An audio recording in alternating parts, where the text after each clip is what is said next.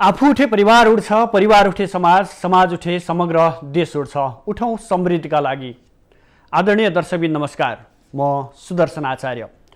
दर्शकबिन हामी प्राय दिन नयाँ विषयवस्तुका साथ उपस्थित हुने गर्छौँ र आज हामी विशेष गरेर भक्तपुर जिल्लाको मध्यपुर ठिमी नगरपालिकामा त्यहाँका प्रमुख अथवा मेयर मदन सुन्दर श्रेष्ठ र त्यहाँका प्रमुख प्रशासकीय अधिकृत उद्धवराज रिजाल बीच भएको मनमुटाव र त्यसपछि सृजित विविध समस्याहरूलाई समेटिएर कुराकानी गर्ने जमर्को गरेका छौँ।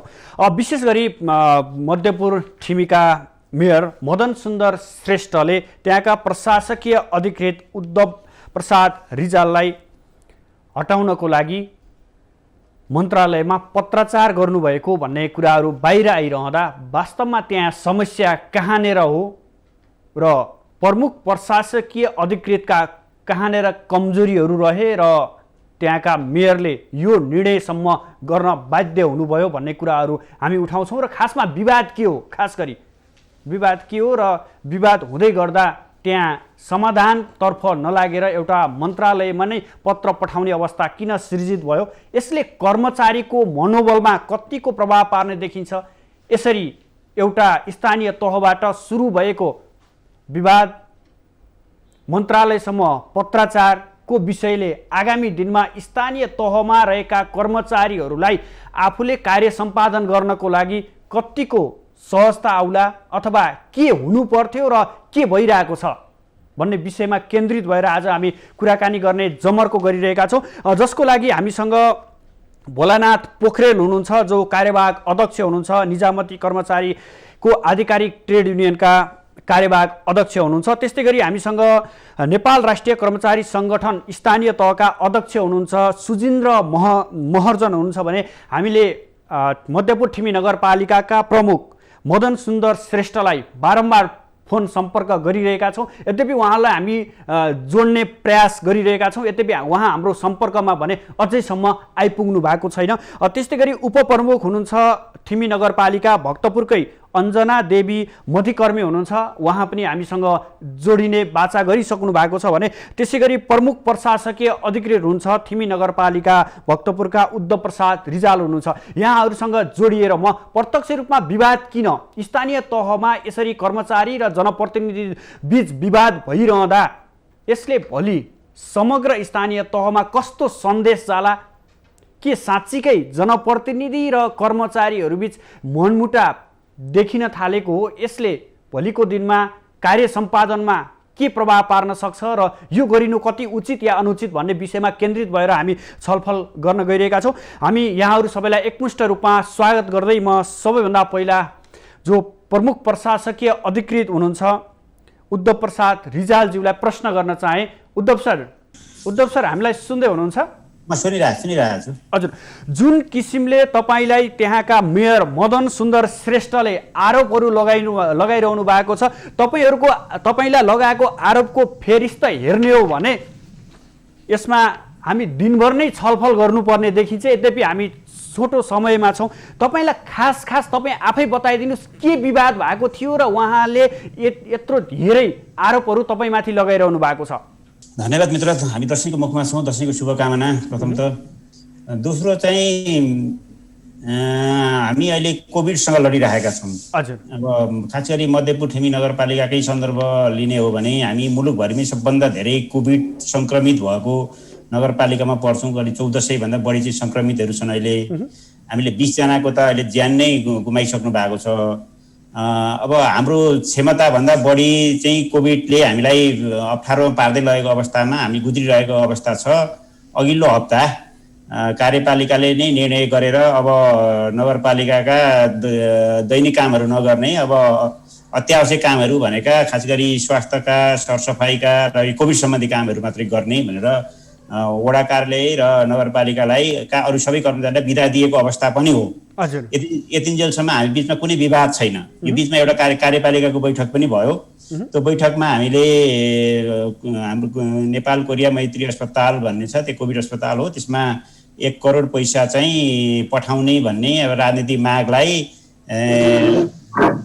बजेटबाट कसरी सम्बोधन गर्ने सन्दर्भमा म चाहिँ कार्यपालिकाको माग गर्नु, बैठक माग गर्नु स्वाभाविक हो जस्तो लाग्छ मलाई। किनभने बजेटमा छुट्याइएको बजेट थिएन, कुनै प्रोजेक्ट काट्नुपर्ने थियो। त्यो प्रोजेक्ट काट्नुपर्ने कुरो चाहिँ मध्यपुरको सन्दर्भमा मेयर ज्यूले र अथवा मैले मात्रै निर्णय गर्दा त विवादास्पद हुन सक्थ्यो।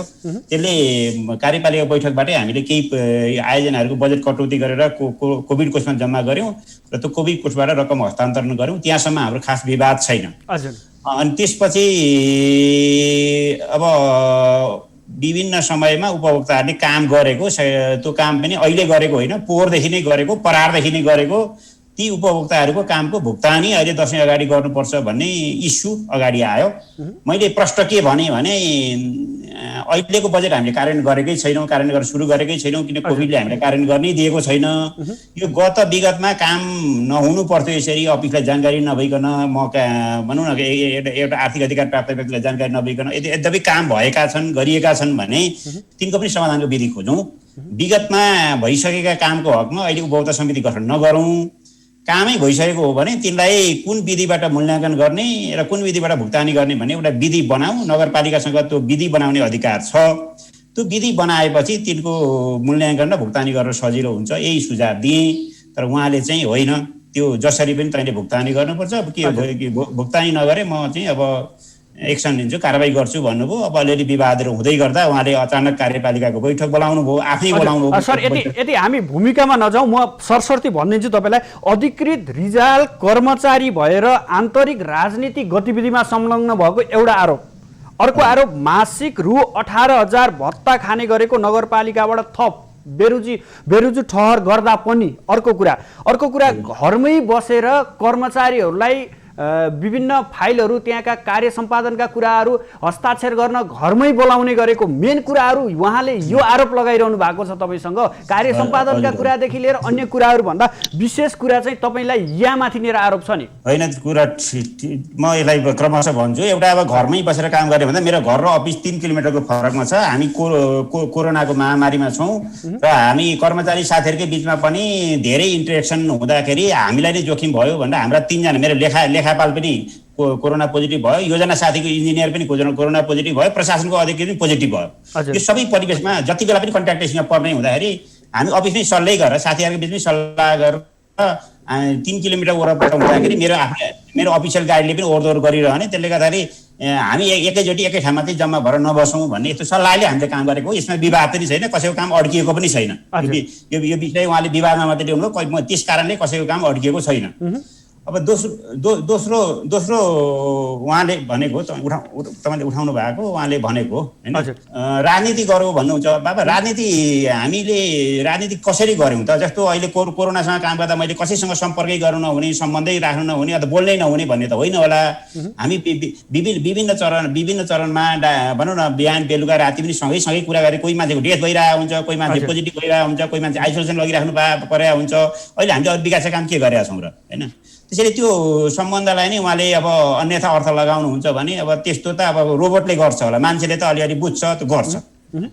त्यसमा विवाद भयो, त्यसमा पनि अब उहाँले भन्नुभयो। तेस्रो कुरो चाहिँ उहाँले आफै कार्यपालिकाको बैठक बोलाउनु भयो। त्यो कुन ऐन नियमको कुन प्रावधान अन्तर्गत बोलाउनु भयो, होइन? मासिक 18,000 भत्ताको कुरा छ सर। यहाँ माथि 18,000 भत्ता चाहिँ उहाँहरूले निर्वाचित भएर आइसकेपछि उहाँले निर्णय गरेर नगरसभाबाट पास गरेर यहाँभन्दा अगाडिका साथीहरू, भनौँ न, जो साथीहरू त्यो खाइपाइ आउनुभएको हकमा मैले बेरुजु गरेको हो। यसपालिको नगरसभामा उहाँले नै यो 18,000 भत्ता खानुपर्छ कर्मचारीहरूले चाहिँ, यो चाहिँ बिहान बेलुका काम गर्छ भन्दा उहाँले आफैले सही गरिदिनु भएको छ। हजुर, हुन्छ सर। तपाईँसँग म पुनः जोडिनेछु। म भोलानाथ सर र सुजिन्द्र महर्जनसँग कुराकानी गर्नुभन्दा पहिला मेयरले बोलेका अभिव्यक्ति सम्बन्धी उहाँको अभिव्यक्ति देखाउनेछु, त्यसपछि म जोडिनेछु। मध्यपुर ठिमी खटेर काम गरिरहेका छौँ। कोरोनाको बिचमा प्रत्यक्ष रूपमा हामी लडेर चाहिँ फ्रन्ट लाइनमा लडेर काम गरिरहेका छौँ। अरू जनप्रतिनिधिहरू पनि सबैलाई चाहिँ फ्रन्ट लाइनमा लगेर हामीले चाहिँ राखेर काम गरिरहेका छौँ। तर प्रमुख प्रशासनिक महिनौसम्म चाहिँ महिनाको एकपल्ट पनि नगरपालिकामा हाजिर हुन आउँदैन। यहाँको सबै सामग्री लगेर चाहिँ अफिसमै चाहिँ ठालो प्रविधिले सबैले त्यहाँ बोलाएर त्यही चाहिँ चेक सही गर्ने र टिप्पणी सदर गर्ने हाकिमपाले ठालो पारेर गरिरहेको छ, जुन गलत थियो भनेर चाहिँ पटक भन्दा पनि यी कुराहरूको चासो राखेन। तर हठात रूपमा हामीले फिजिकल्ली नै बैठक उपस्थित गरेर बैठकमा हामीले उपस्थित गरायौँ। तर बैठकका निर्णयहरू कार्यान्वयन गर्ने सन्दर्भमा यसमा पनि गैर जिम्मेवारपन देखाएर अन्य राजनीतिक खेलाडीहरूको गुटी बन्न गयो। दुःखका साथ यस कारणले गर्दाखेरि मध्यपूर्वी नगरपालिकाको नगर प्रमुखको रूपमा दसैँको गरी प्रमुख प्रशासकीय अधिकृतलाई कारबाही गरेर फिर्ता पठाएको चाहिँ कुराहरू तपाईँहरूलाई जानकारी गराउनु परिरहेछ। हजुर, पक्कै पनि उहाँको मेयरको अभिव्यक्तिलाई भोला सर, यो जुन भक्तपुरको ठिमी नगरपालिकामा यस्ता किसिमका आरोप प्रत्यारोप चल्यो, मन्त्रालयसम्म नै पत्रहरू पुगिसकेको अवस्थालाई तपाईँहरूले कसरी हेरिरहनु भएको छ यसलाई? पहिलो कुरो म अघि जस्तो हामी सबैले भने जस्तै यो हामी दसैँ मनाइराखेको कोरोनाको कहर बिचमा म सबै नेपाली जनता, हाम्रा सेवाग्राहीहरू र सबै महानुभावहरूमा दसैँको हार्दिक शुभकामना। कोभिडको बिरामी पर्नुभएका साथीहरूको शीघ्र स्वास्थ्य लाभको कामना, मृत्यु भएका कर्मचारी साथीहरूको क्षतिपूर्तिको माग र अरू चाहिँ जनता पनि मरिरहेका छन् उहाँहरूप्रति श्रद्धाञ्जली र उहाँहरूलाई राहतको प्याकेजको घोषणा गर्न नेपाल सरकारसँग र सम्बद्ध सबै पक्षहरूसँग हार्दिक अनुरोध र अपिल पनि गर्न चाहन्छु। दोस्रो कुरो, हामी यतिखेर कोरोनासँग लडिराखेका छौँ। विश्व मानव जाति नै अहिले चाहिँ ठुलो सङ्घर्ष गरिराखेको स्थिति छ र हामीले यतिखेर के भयो भन्दाखेरि संविधानले 3वटा तहको सरकारको परिकल्पना गर्यो। 3वटा तहको सरकारको समन्वय, सहकार्य, अस्तित्वको आधारमा सरकार सञ्चालन गर्ने कुराहरू भयो। पछिल्लो समयमा भनौँ सुरुदेखि नै सङ्घबाट तल गएका कर्मचारीहरू माथिबाट चाहिँ कुनै सुराकी आए जस्तो महसुस स्थानीय सरकारले गर्ने, प्रदेश सरकारले गर्ने कामहरू भयो र समायोजनमा पनि स्थानीय तहको कर्मचारी र माथिबाट गएका कर्मचारी बिचमा कन्ट्राडिक्सन सृजना गर्ने कामहरू भयो। समायोजनमा केही पोलिसीगत त्रुटिहरू भएका कारणले समायोजनमा कर्मचारी व्यवस्थापनको अव्यवस्थापकीय यो व्यवस्थापकीय क्षमताको अभावको कारणले यी समस्याहरू भए र अहिले कन्ट्राडिक्सन चलिराखेको छ। त्यो भनेको स्थानीय तहको प्रमुख प्रशासकीय अधिकृत तलकै हुनुपर्छ भन्ने स्थानीय तहको सरकार र माथि चाहिँ यो मेरो हुनुपर्छ भन्दाखेरि सङ्घीय सरकार, दुईटा यो तलको सरकार र माथिको सरकार, त एउटा तह र अर्को तह बिचको कन्ट्राडिक्सनको बिचमा कर्मचारीहरूले ठुलो मारमा परिराखेको स्थिति छ। तेस्रो कुरो, राजनीतिक नेतृत्व जनताबाट आवधिक रूपले चुनिएर आएको नेतृत्व हो। स्थानीय तहको पनि सरकारै हो, त्यो उसले आफ्नै बजेट कार्यक्रम सबै सञ्चालन गर्छ। उहाँहरूलाई पनि अलिकति अहम दम्ब त्यो बनेको र माथिबाट कर्मचारीहरू पठाउनेहरूले कारबाही स्वरूप तल कर्मचारी पठाइएको भन्ने जुन खालको अभिव्यक्तिहरू हिजोका मन्त्री सचिवहरूले दिनुभयो, त्यसले गर्दाखेरि पनि माथिबाट गएका कर्मचारीहरूको मनोबल गिराउने काम भयो। तलको सरकारले पनि माथिबाट यसलाई ठेगान लाएर पठाएको हो, यसलाई अझ हामीले ठेगान लाउनुपर्छ भन्ने हिसाबले हेरिएको कारणले त्यो मानसिकता। अनि हिजो स्थानीय तहमा राजनीतिक नेतृत्व नहुँदाखेरि हाम्रो प्रमुख प्रशासकीय अधिकृतहरू कार्यकारी ढङ्गले कामहरू गर्नुभएको थियो, त्यही अधिकार चाहिँ अहिले पनि पाउनुपर्छ कि भन्ने खालको यो दोहोरो। एउटा चाहिँ यो मेरो नोकरको रूपमा माथिबाट खटाइएको हो, यसलाई माथिबाट घोक्राएर चाहिँ यो निमुखो, यसलाई जे गर्दा पनि हुन्छ भन्ने स्थानीय सरकारका पदाधिकारीहरूको त्यो भूमिका र म पनि सरकार हुँ, मैले चाहिँ माथि केपी ओलीले जे गर्नुहुन्छ मैले पनि त्यही गर्नुपर्छ भन्ने स्थानीय सरकारको त्यो खालको चाहिँ चाहनाको कारणले पनि यस्ता समस्याहरू उत्पन्न भएका छन्। त्यसले गर्दाखेरि म यतिखेर के भन्न चाहन्छु भन्दाखेरि यो जुन चाहिँ भत्ता खाएको कुरा गर्नुभयो, यदि बोर्डले निर्णय नगरिकन त्यहाँ परिषदले निर्णय नगरिकन भत्ता दिएको छ भनेदेखि त्यो चाहिँ त्यस्तो खालको भत्ता खाएको छ भने आरोप लाउनु ठिकै होला, होइन भने आफू निर्णय गर्ने, भत्ता खाने व्यवस्था गर्ने, अनि त्यसपछि खायो सक्यो भन्ने खालको यो दरिद्र चिन्तनबाट चाहिँ अब अभिव्यक्तिहरू आउनु गलत हो भन्ने मलाई लाग्छ। अर्को कुरो, कर्मचारी चाहिँ एउटा दोष दुईटा दोष लगाइदिए हुन्छ। एउटा चाहिँ यसले राजनीतिक भनिदिने, अनि अर्को चाहिँ यसले भ्रष्टाचार गर्यो भनिदिएपछि सबै कुराहरू चाहिँ यो सबैले पत्याइदिने, त्यो ढङ्गले हेर्ने भएको हुनाले यी आरोपहरू सजिला हुन्। तर प्रमाणित गर्नुपर्छ। यो अप्रमाणित आरोपहरू हुन् भनेदेखि आरोप लगाउनेहरूमाथि कारबाही गर्नुपर्छ भन्ने कुराहरू हामीले उठाएका छौँ। यतिखेर हाम्रो चाहिँ के हो भन्नुहुन्छ भने मेरो चाहिँ भनाइ के हो भनेदेखि हामी 3वटा तहका कर्मचारीहरू छौँ। एउटा स्थानीय तह, प्रदेश र सङ्घको 3वटा तहमा बसेर 3टा ल्याडरको सरकारमा बसेर हामीले काम गरिराखेका छौँ।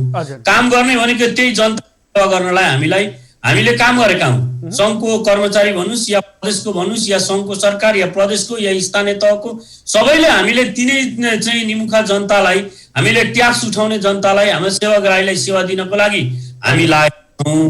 तर उहाँहरूलाई सेवा दिने कुरामा चाहिँ बाधा अडचनहरू उत्पन्न गराउने अनि एउटा अर्कोलाई दोष देखाउने यी कामहरू भएका छन्। त्यसपछि आज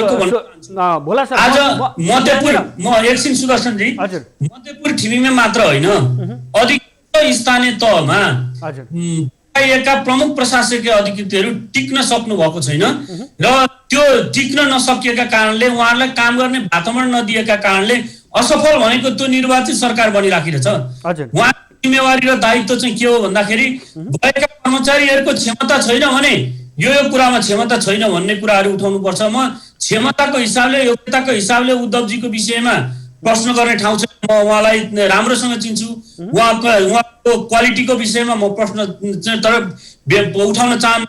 व्यवहार, कार्यशैलीहरू छन्, कमी कमजोरी छन् भने उहाँहरूले सच्याउनुपर्छ र यस्ता विवाद ल्याउँदाखेरि पनि मिलेर दुईटैले एउटाले अर्कालाई स्वीकारेर जानुपर्छ।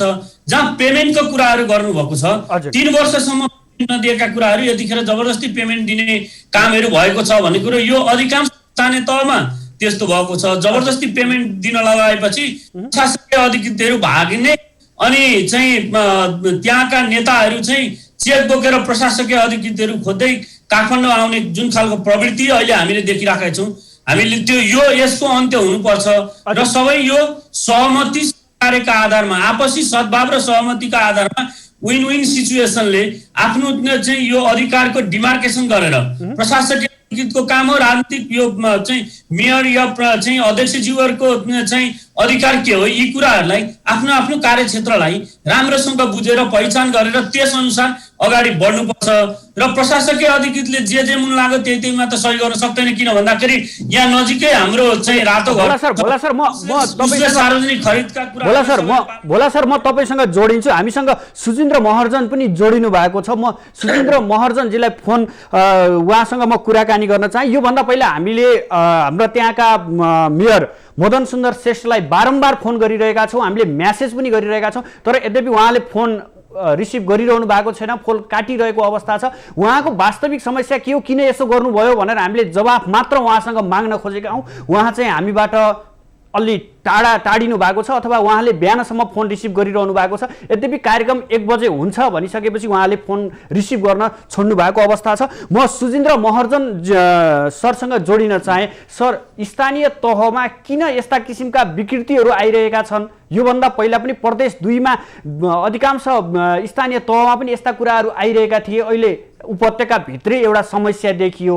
के छ सर, यो कतानेर तालमेल नमिलेको हो? सबैमा नमस्कार। सुरु भएको फुलपातीको आज दिन सबैमा विजयादशमीको शुभकामना पनि व्यक्त गर्न चाहन्छु। हजुर, वास्तवमा यो दीर्घकालीन समस्या हो। यो सांकेतिक रूपमा बाहिर आउने एउटा दुईटा हुन्, फाटाफुट्टा हुन्। यस्ता समस्या समग्रमा छन्, देशभरि नै छन्।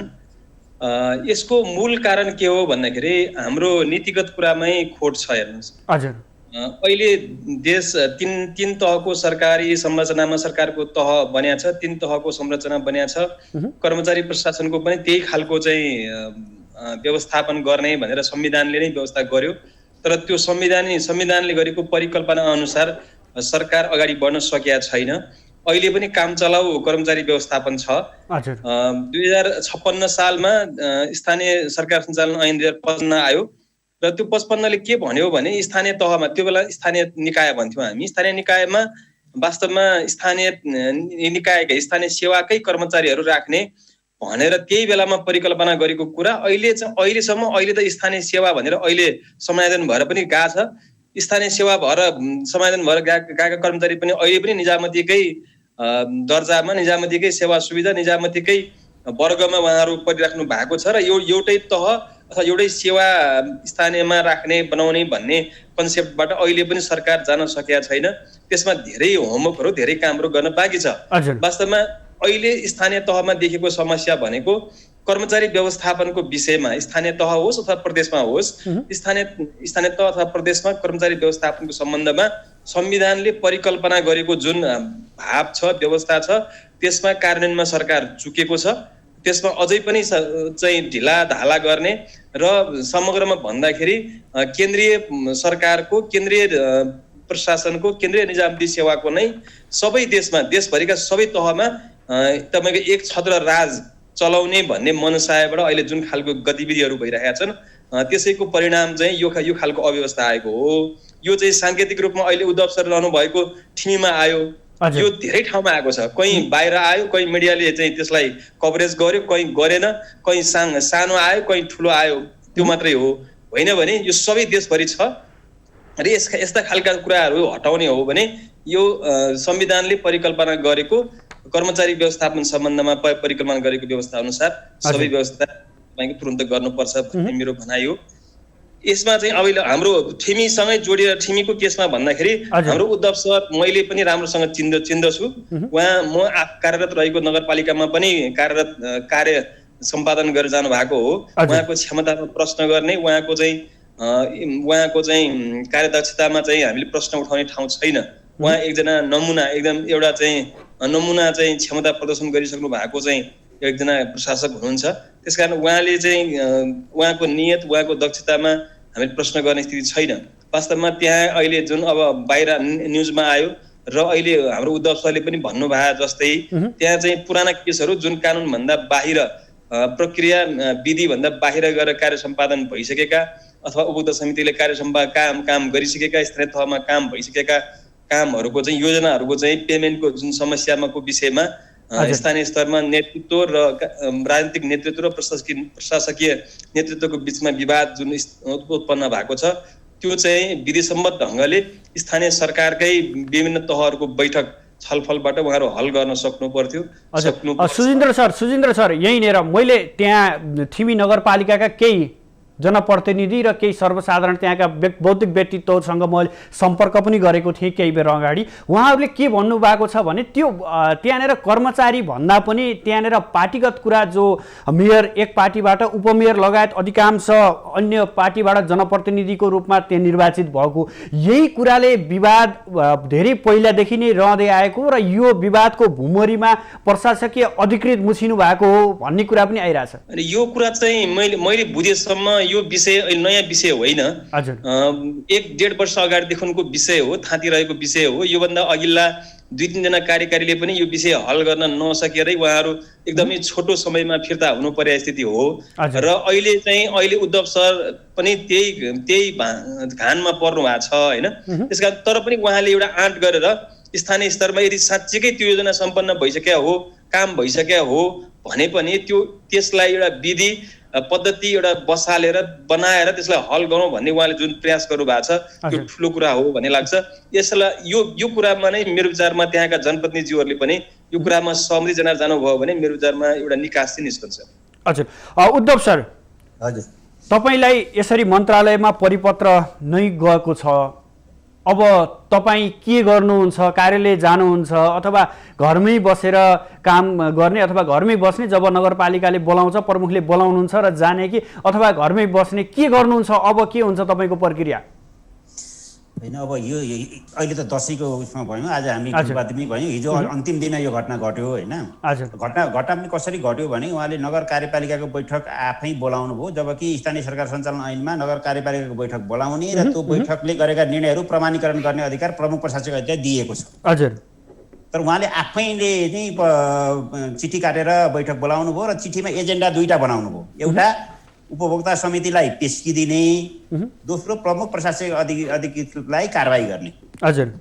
अब पेस्की दिने पनि त्यही प्रमुख प्रशासक अधिकृत हो, अनि कारवाही पनि त्यसैले भोग्नु पर्ने भन्ने खालको एउटै चिठीको बेहोरा त्यस्तो छ।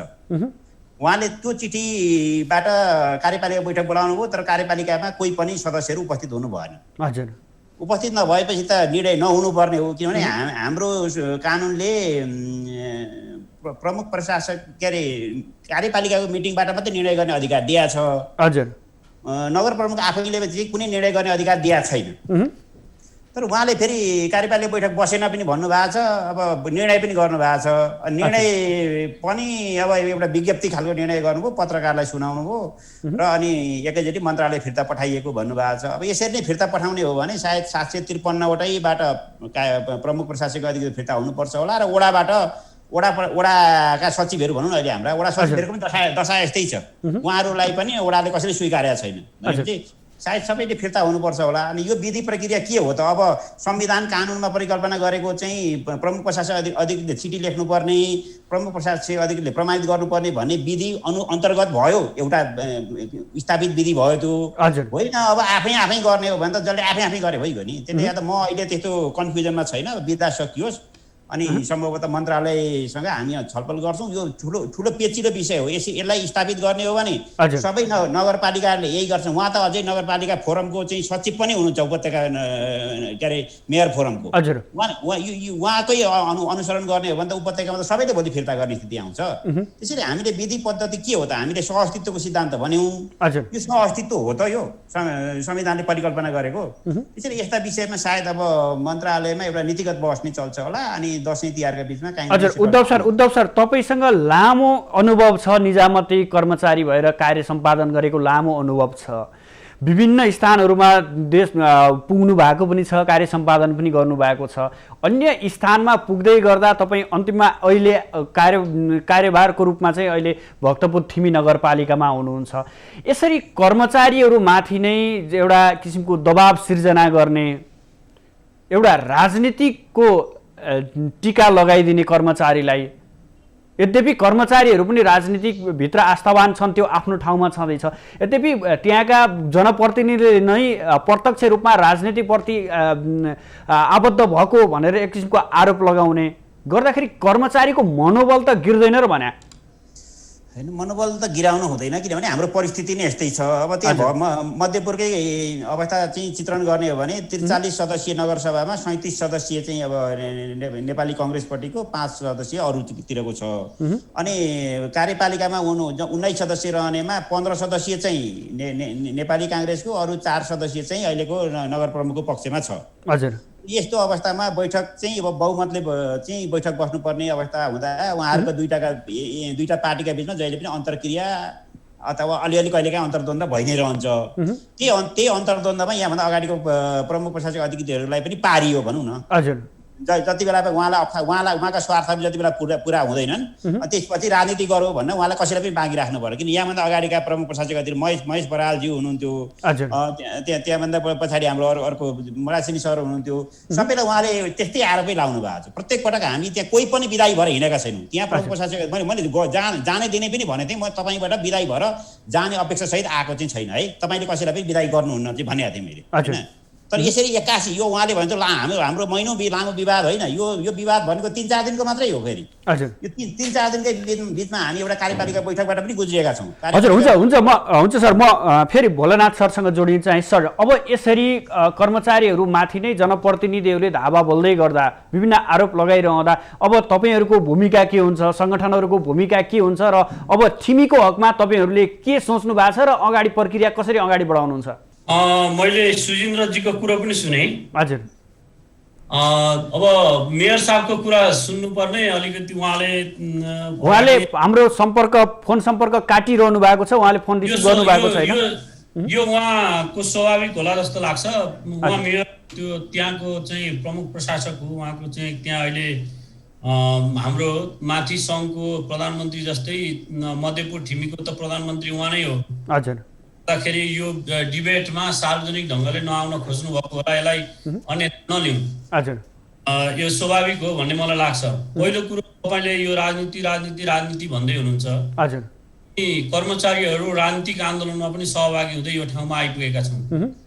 म के भन्न चाहन्छु भने यतिखेर चाहिँ हामी एउटै पार्टीको आस्था राख्ने मात्रै भइदिनु पर्ने भएको भए त हिजोको ठिक थियो, पञ्चायत थिएन भनेर अहिले काङ्ग्रेस, कम्युनिस्ट, त्यसपछि अब चाहिँ समाजवादी के गर्दै हामीले चाहिँ अब 100वटा पार्टीहरू दर्ता गर्ने अवस्थाहरू हामीले बनाएका छौँ, यो वातावरण बनाएका छौँ। यो आन्दोलनमा को सहयात्री कर्मचारी पनि हो भन्ने मलाई लाग्छ र कर्मचारीहरूमा राज्यको पोलिसी के हुनुपर्छ भन्दाखेरि राजनीति बुझेकै मान्छे चाहिँ यो प्रशासक बन्नुपर्छ भन्ने मलाई लाग्छ। त्यसले गर्दाखेरि यो राजनीतिमा प्रतिबद्धता र सेवा प्रवाहमा तटस्थता हुनुपर्छ। त्यो मेयर साहबले पनि उहाँको आफ्नो राजनीतिक चाहिँ आइडियोलोजी छ, प्रिन्सिपल छ, त्यो दर्शनलाई त्यहाँ कार्यान्वयन गर्ने हो। उहाँले अघि हिजोका घोषणा पत्रलाई कार्यान्वयन गर्ने हो र कार्यान्वयन गर्न उहाँले अगाडि सारेको नीति कार्यक्रमलाई हामी कर्मचारीहरूले त्यहाँ जाने कर्मचारीहरूले त्यसलाई कार्यान्वयन गर्ने कुरा नै हो। र त्यो कार्यान्वयन गर्दाखेरि त्यहाँ हिजो हालेर नहालेका हिसाबले गर्ने होइन, मेयर साहबले पनि गर्नु हुँदैन र हामी कर्मचारीहरूले पनि त्यो गरिएन। मलाई चाहिँ यो राजनीतिक आरोप भनेको चाहिँ यो उद्धव रिजालमाथि लगाएको मिथ्या आरोप हो भन्ने मलाई लाग्छ।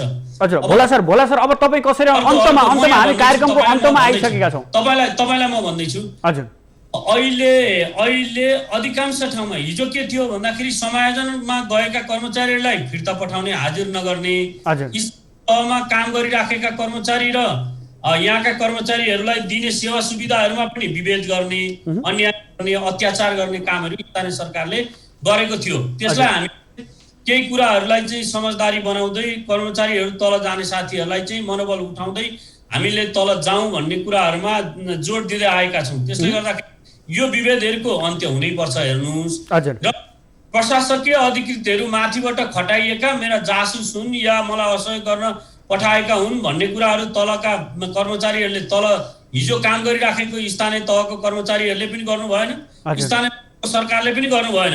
यदि त्यो हिजो समायोजनमा त त्रुटि थियो नि।